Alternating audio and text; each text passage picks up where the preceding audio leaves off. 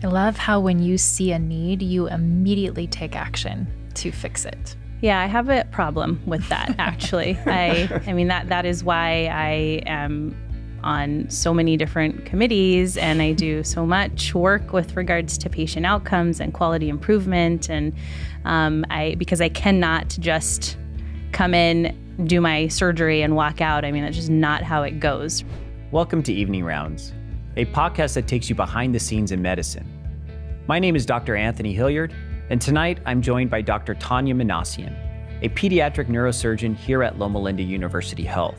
She is a trailblazer in her field and is passionate about using her platform as an educator to bring awareness to shaken baby syndrome, a condition we have seen increase during the COVID-19 pandemic. If you like what you hear tonight, please subscribe.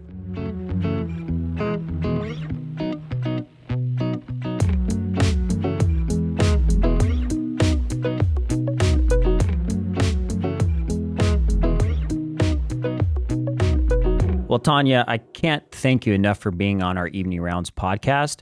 The team knows you were on my short list to get this podcast off the ground. I said, I have to interview Dr. Manassian. I see the Facebook posts that you post. I see the great patient story. So I can't thank you enough for taking the time out today to join us. Yeah, thank you so much. I told several of my friends and coworkers that I was going to be doing this, and they were so excited. Good. So it's already, what you have done in this initiative has already taken off, and everyone's really excited, as am I. So thank you so much. Well, that's awesome. That's exactly what we're trying to accomplish here. So, this last 12 months or so has been pretty crazy. As I reflect, March 16 was a day of 2020 that we segued how we practice. Right? It was the COVID pandemic, how we saw patients, these sorts of things. I know you love to travel. Yes. And so obviously the pandemic has not allowed you to do that. I am interested in the last place you traveled before the world shut down. That's a really great question. I've been looking at those photos this entire year. We actually went to Armenia and Moscow and St. Petersburg. So it was a absolutely amazing trip. Armenia, obviously I'm Armenian, so to go back to, our roots and just be there when I had not been there since I was in high school. The oldest Christian church is actually in Armenia. So I didn't know if you know that, but it's a beautiful place, very historic, great food.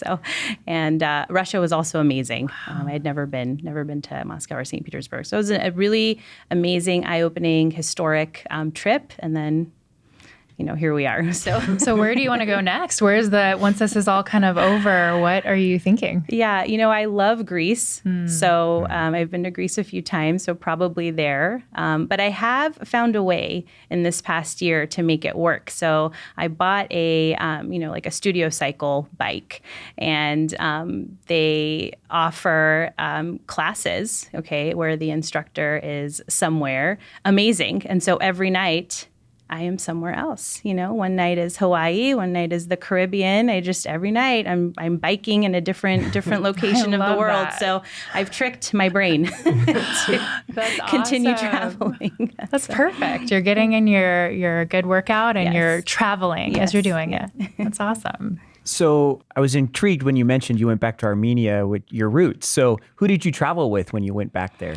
Yeah, I went with my parents. They're my travel buddies. So, perfect. My parents are amazing. As I've gotten older, I've realized and appreciated even more everything that they've been through and what they've accomplished.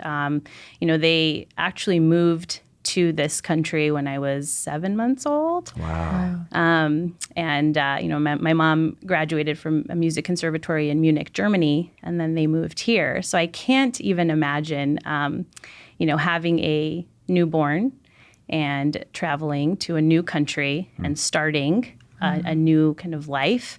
And the fact that they were able to establish their careers and higher level education and create this life for us and for me to be able to then do what I'm doing now.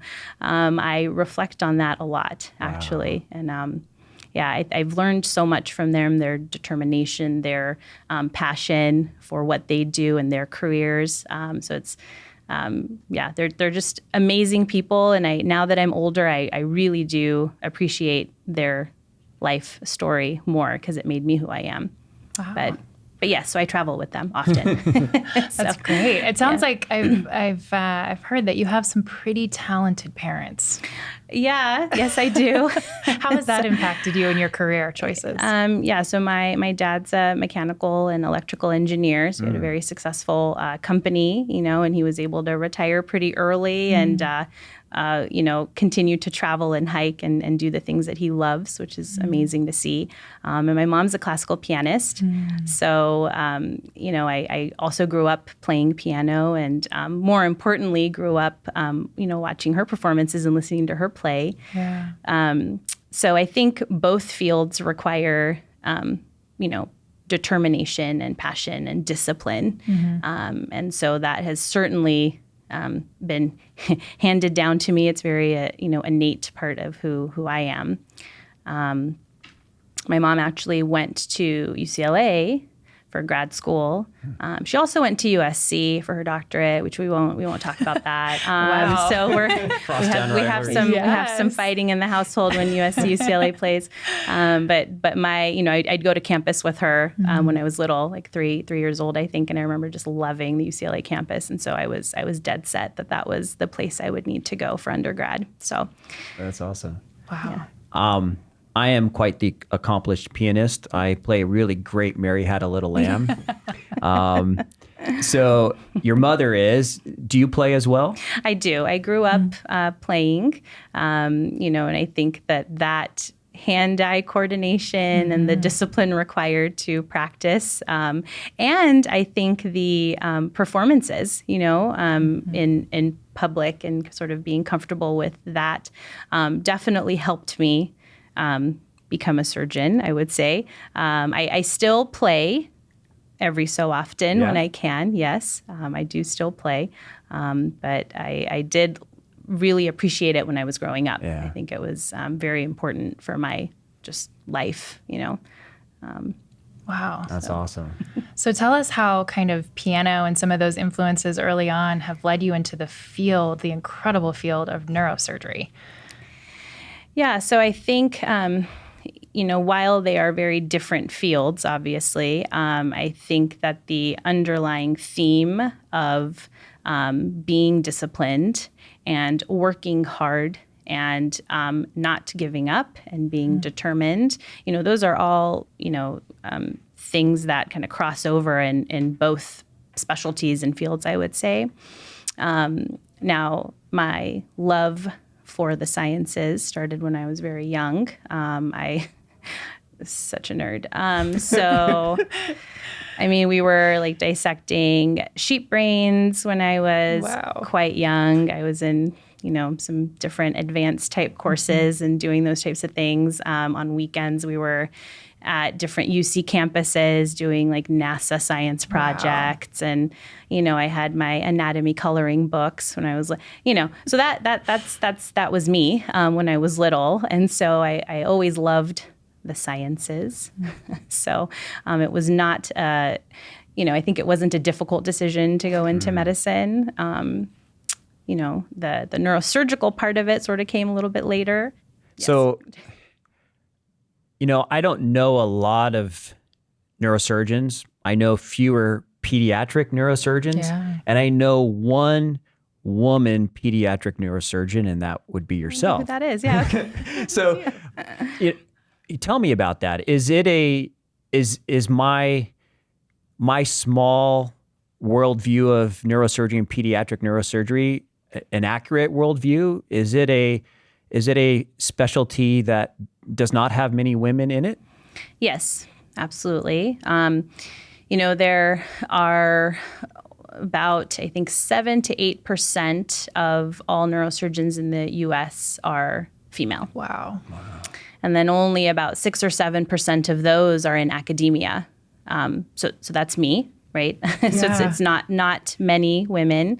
And I do think that gender diversity in this field is something that is progressing in a positive way. Good. I think there is a lot of work that still needs to be done. I think that, recruiting and retaining and mentoring women who are wanting to be in this field but not sure if it's for them. So that's something that I definitely find to be very important for me, is to make sure that I am there as a female neurosurgical mentor to up-and-coming students, undergrad, med school, residents.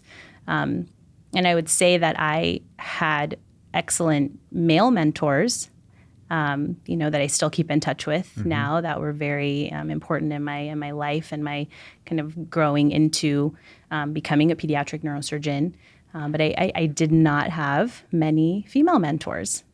So that's definitely something that's very important to me. Just even discussing it, bringing recognition to it, bringing awareness to that. I think Loma Linda is amazing in the sense of just having so many women in leadership roles. I mean, our dean of the School of Medicine, right? I mean, she's amazing, Dr. Thomas. And having a woman, Dr. Lum, be the first chair of the Department of Surgery, which has never happened before to have a female in that position. So these are amazing things. And so I think that progressing gender diversity in neurosurgery is critical, making sure that there are women leaders is something that I'm very passionate about.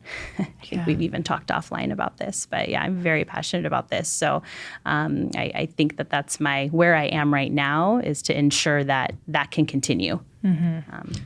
That's awesome. So important. And it sounds like you're obviously very passionate about training and ensuring you're lifting others up and bringing other women up in this field. But it sounds like you have a lot of passions just for pediatric neurosurgery in particular. And tell me a little bit about that. You see a lot of children who are in really, really difficult situations, and you're able to kind of bring them help. Tell me about how that kind of came about and why that became such a passion of yours. Yeah, it's a great question. I think that pediatric neurosurgery is very different. I think of this every day. So, we have children that are, let's say, diagnosed with a brain tumor. Okay. So that discussion and that initial meeting is sort of the start of a very lengthy relationship. And while I have, had preoperative discussions and done these cases and taken care of these kids time and time again, right? That's my everyday. When I meet a child that's just being diagnosed with a brain tumor, that is the first time for them.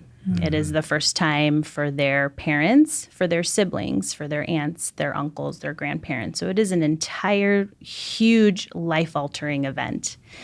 So to work together, right, and to get through this journey of, having the surgery and doing well afterwards and what's the postoperative course and all of that, there develops a very innate bond, right, between myself and the child and their family. And that's just human nature. You go through something major with someone, you are going to be very, very close and bonded together. And from that comes kind of being a part of their family. So, I treat children that have, we do surgery in their first hour of life or second hour of life all the way up through young adulthood. So there are, invitations for, their high school graduations, right? So it's sort of, it's a huge spectrum, and it's actually pretty amazing. And I really do love that about my field. Do you go? I do. Of course I do. Yeah. It sounds like awesome. I do. Of course.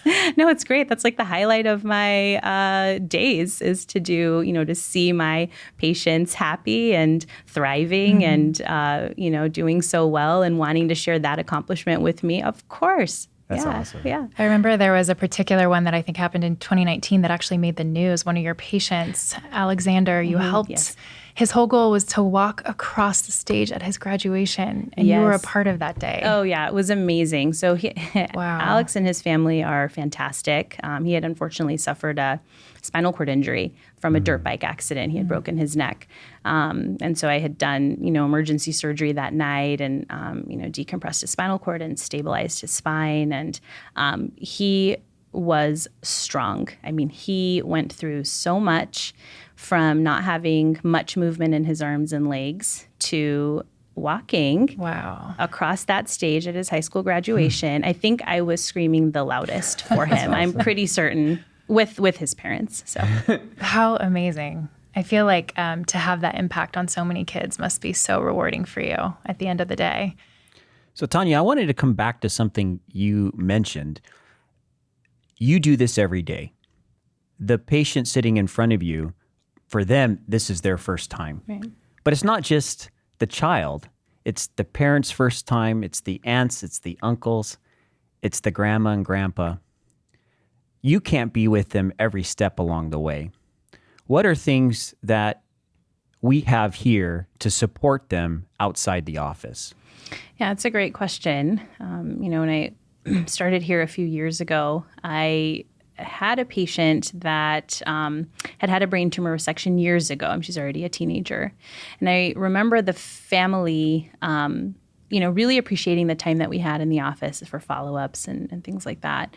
But they brought up the point of, sometimes we just have questions that, that just comes up and we're just wondering, is there anything, any resource that you know of? And that was it. I was like, you know what? No, we don't have anything here. Let's create it. So let's create a pediatric brain and spine tumor support group here on campus.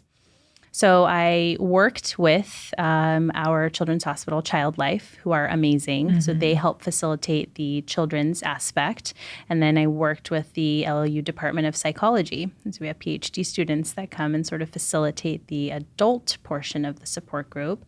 And really, it's just a venue for the kids, their siblings, their parents, everybody, the entire family, to have a place that's safe to talk about their journeys and to connect with other families that are on a similar journey, perhaps in a different place. So some are newly diagnosed, some are 20 years out, some are, about to be diagnosed. I mean, there's just so much variation. And it really has taken off. I join when I can. If I'm not on call or in the operating room, I do attend. And we've, again, had to pivot during COVID and have made these support groups virtual. But it's just fantastic. It's really helping. The families are very, very happy to have something like this here. I love how when you see a need, you immediately take action to fix it. Yeah, I have a problem with that, actually. That is why I am on so many different committees, and I do so much work with regards to patient outcomes and quality improvement. And because I cannot just come in, do my surgery, and walk out. I mean, that's just not how it goes, right? Because patient outcomes come from a portion, of course, during the surgery has to be perfect, but there's so much outside of it that can be improved. And so, yes, I am very involved in a lot of different things to streamline and improve efficiencies and help improve our overall patient outcomes. I know that there's a topic that is hard to talk about that you deal a lot with and you've had a huge impact on, especially with our kids here in the Inland Empire, and that is non-accidental brain trauma, which we often refer to as shaken baby syndrome. Right. Tell us why you think there's a prevalence of that here and why that's become your passion. Right. So excellent question. I am definitely very passionate about that. We unfortunately do see some of the highest rates of child abuse in our region. Mm-hmm. Things that are associated with that are the socioeconomic status of the region. So, poverty rates and young parents and single family, single parent households. I have trained, throughout Southern California, and I've been in many institutions. I did my fellowship at Children's Hospital LA, and then came here as an attending. I have never seen rates like this anywhere. And these kids, these babies that suffer this abusive head trauma are very different from the child that, for example, falls off of their bike. Okay. The injury sustained inside of the brain is very different. And it's one where, unfortunately, with the severe injuries, despite aggressive surgery, we cannot really change the course of that child. So 25% of these babies die. Wow. If they survive, most have a disability. So it is, there is nothing worse than operating on a child and them dying on your operating room table, because they are so sick and so much injury that it's too far gone. So that hit me very hard, when I first started working here, and really just kind of shook my soul. And I could not, the only way that I could sort of work through that is to try to do something about it. And I cannot change the socioeconomic status of the region. I can't change that. I can't change some of those risk factors. But this injury is 100% preventable.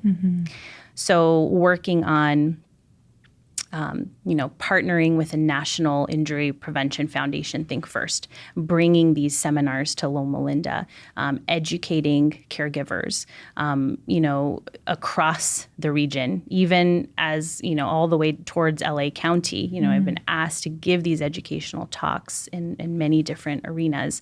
And now with COVID, we've had to pivot to a more virtual platform, also utilizing social media or utilizing, creation of videos that discusses, you cannot shake your baby. One shake can kill your baby. I mean, these are educational things that people don't know and don't understand.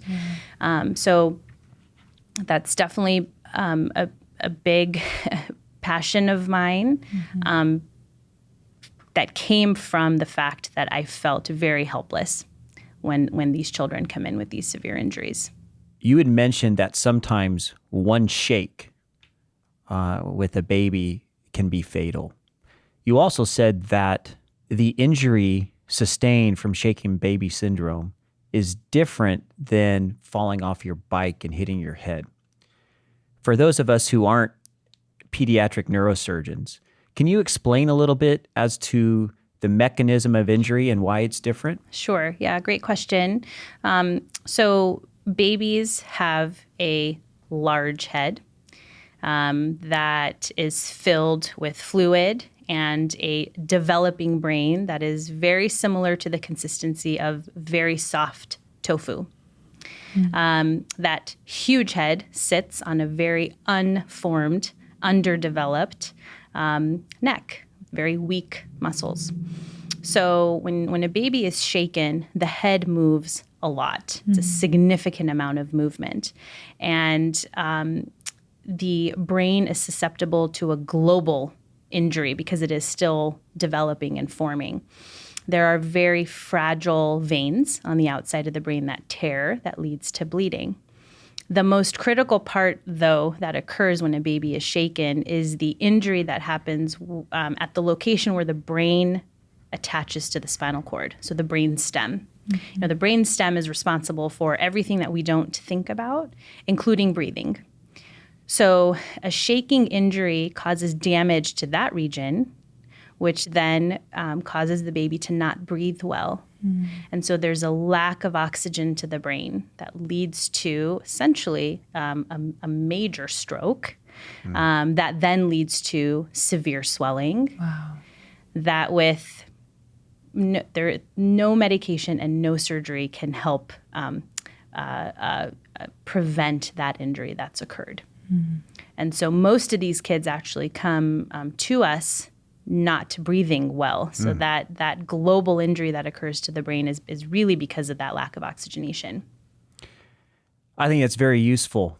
That is enlightening and may explain why these outcomes can be so much worse than other sorts of injuries sustained. Yes. We know that mental health issues have increased because of COVID, whether it's the isolation or the lack of an escape, if there's relationship issues in the home, things like that. Has that translated into at least observed data to suggest that shaken baby syndrome, the incidence of that has gone up during COVID? Have you appreciated that? Yes, unfortunately, we have. We have definitely seen a rise in the number of abusive head trauma cases here during COVID. I think that the rates increased once the stay-at-home orders were initiated. Yeah. So I think the rates that we were seeing in just the first half of last year were equal to the entire year before. Wow. So it definitely, unfortunately, has increased. And when you have families that are sequestered at home and unemployment rates are going up and poverty rates are going up, that unfortunately this is the the shaken baby syndrome is the silent pandemic, right? Yeah. Wow. I have a 4-month-old little baby at home, and I can't imagine what it must be like to work with some of those cases, and just the fortitude you must have. It's really incredible to me that you have such a spectrum with your specialty of some of those amazing, heartwarming cases and some of these more difficult cases. Right. How do you kind of process that and kind of have your own wholeness with that? Yeah, I think it's difficult. It's definitely not something that is just happens. I have to work at it. Mm-hmm. And too, when bad things happen, let's say a child dies in the operating room because their injuries are so far gone, it's not just me that needs to process. It's my team, my residents, my anesthesia colleagues, my OR nurse, my scrub tech. I mean, it's a team, right? And as the surgeon, you're often the leader of this team. And so it's difficult, because I'm always wanting to make sure my team is also okay. So we debrief and we have to do a lot of just different discussions when really awful things are happening. I think for me, I try to, and I think it's human nature to always think about the bad. So I force myself to think of the good, right? So what is all of the good that we have done? I have photos up in my clinic of all of my patients, patient cards, things that are meaningful. And, the kids have done drawings for me. They're all over my office, right? And so those are the things that I sort of go back to and reflect on to remind myself of all of the positive. Obviously, as a pediatric neurosurgeon, time is a precious commodity. Your time is even more precious. Traumas, unexpected emergency calls to the OR, right. Cases that run longer than expected, or long cases that run as expected. Yes. All of that takes away from Tanya's time. My question for you, I struggle with this as an interventional cardiologist who has sort of similar response time requirements, is how do you recharge? What allows Tanya to come every day and be the all-star? Well, thank you for that. Time is definitely something that we do all struggle with. It has taken work to find time. One thing I would say is that when I was in training, when I look back on that time, all of my 20s and a good portion of my 30s were spent in pursuit of this career, right? And so I do feel like time was sort of lost. I lost some time. So now, when I do have time, it can be spent doing anything. It's just the fact that I have time. So, I'll always say my friends, my family, people I love, just to have the time with them, whether it is having a cup of tea, it is watching a movie, it's just going out for a dinner. That's it. I don't need to always travel to Greece and Armenia and, different places. I sort of just having that time with people that I love is more than enough for me. One interesting thing, actually, when I was in training, is that we were told, so this is how we were trained, we were told that in order to succeed, we needed to eat, breathe, live, sleep, drink, neurosurgery. Wow. That's the way to succeed. Okay, that's how we were taught. Now, I don't entirely agree with that. I did it, because that's how we were trained. And we were sort of in an era of, and I'm not really that old, but we're in an era of, pre-hours violations. I mean, we were just working all the time. So I try to make sure that students and residents and everybody that I'm training as the next generation does not feel like that they should have time for themselves so that they don't become kind of like me where I look back and it's like, oh, did I lose some time there? So it's a really important part of how I train the next generation. I wanted to follow up on that. I don't know about you, but there is over a decade of my life that is actually literally a blur. Wow. Right. My friends, my family, they'll talk about parties or gifts or events that happened. Right. And I see pictures of myself there, but either I was sleep deprived or my mind was thinking about things I needed to do. Sure. And I actually don't remember anything about it. Yes. Do you have the same sort of thing? Absolutely. Yes, absolutely. I mean, and to never be able to predict or say, hey, I can make this event. And then, more times than not, you actually can't because you're still in the operating room and the case isn't done. And so, yes, I do have that as well. A big blur of big chunk, mainly through residency. Wow. Just your mid-20s and 30s, that's all. Just a small. What did an average day look like for you? Was it just constant It was studying? constant. It was just constant in the hospital. Yeah. I mean, we would start at 4 a.m. and, it's not shift work, right? You can't look at the clock and say, okay, my time is up. I mean, patients are dying. There's things happening. There's cases occurring. So, and part of me knew that, yes, I mean, if you want to be successful and train well, you do need to stay for all of these cases and you do need to come back the next morning early and be prepared. So it was definitely an interesting time of my life. It makes the patients that you see that you're invited to going to their birthday parties, their graduations, that much sweeter, though. It really does. It really does. I think the sacrifices that were made to get to this point, having positive outcomes that's it. That's just like you said. It makes it all worth it. Yeah. It's tremendous, too, that you now have the opportunity to train the next generation. And what you're able to do as a female and a leader in this field, it's really incredible that you're able to pay it forward in maybe a more healthy way than what you experienced. Absolutely. Absolutely. Wow. Trailblazer. Thanks. How many... I was doing the math. Science was not my forte, unlike yours. So I'm not super quick at it. And I'm doing the percentages, the multipliers, the fractions of 7% and then 8% of that 7%, et cetera. How many pediatric neurosurgeons are women? I think there's about 300 pediatric neurosurgeons in the U.S. I would say that probably there are more women in that specialty than overall. But still, when you look at the overall numbers, just like you're talking about the percentages and the fractions, it's a small amount. So. Well, I think being a mentor here on campus for anybody, particularly for our women physicians who are aspiring to great heights in fields that aren't typically the fields that historically women have gone into is remarkable. And I can't thank you enough for that additional job description. Yes, right? Thank you. One of the things that I always ask, or I like to ask our folks that come on evening rounds is, as a physician, we make early morning rounds.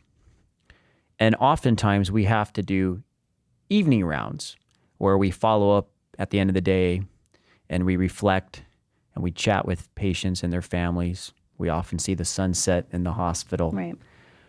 So the the title of our podcast was very intentional, Evening Rounds. And I would like to hear from you when you hear the concept or the term evening rounds. What does it mean to you?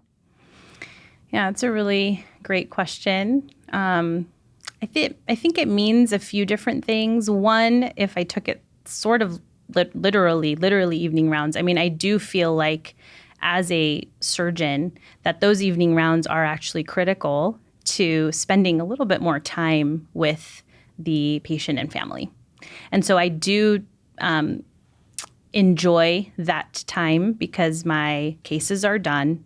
The stress of, planning all the details associated with doing a case are done. The clinic is over. All of the just minutia is done. And now is time to just spend a little bit more kind of quality time with the child and the family. I love that. That is my favorite part, is to just go back and, see how the day was and, how the little ones are doing and see them playing with their dolls and see the drawings that they made. And, I made, this is a drawing for you, Dr. Manassi, and I want you to have it. And it's so cute, right? That's like the perfect time. And I think too, when we have that time, the families also feel, comfortable in spending a little bit more time, because families always say, I know you're in a rush because you have to go to the operating room. You have other kids that you need to help. And it's really funny. It's like, okay, I'll be back. I promise I'm going to come back tonight. And so we can spend a little bit more time together. The other part I would just say, not non-literal, okay, the more figurative definition is just spending a little bit of time on my own, just reflecting, right? Just reflecting on the day. Some things are good, some things are bad, some things can be better, so just spending that time checking in with myself. And like you said, how do we come back the next day strong? I think that time to process on my own is what I need to be able to then, come back the next day and be strong and have at it again. Yeah. Well, I would love this interview to continue. There's much more I want to learn about you. And I think we're going to have a part 2, something like that. But I can't thank you enough for joining us this evening. Thank you so much. This was fun. Thank you so much. I appreciate the opportunity. I appreciate you sharing your story very much. Thanks. Thank you.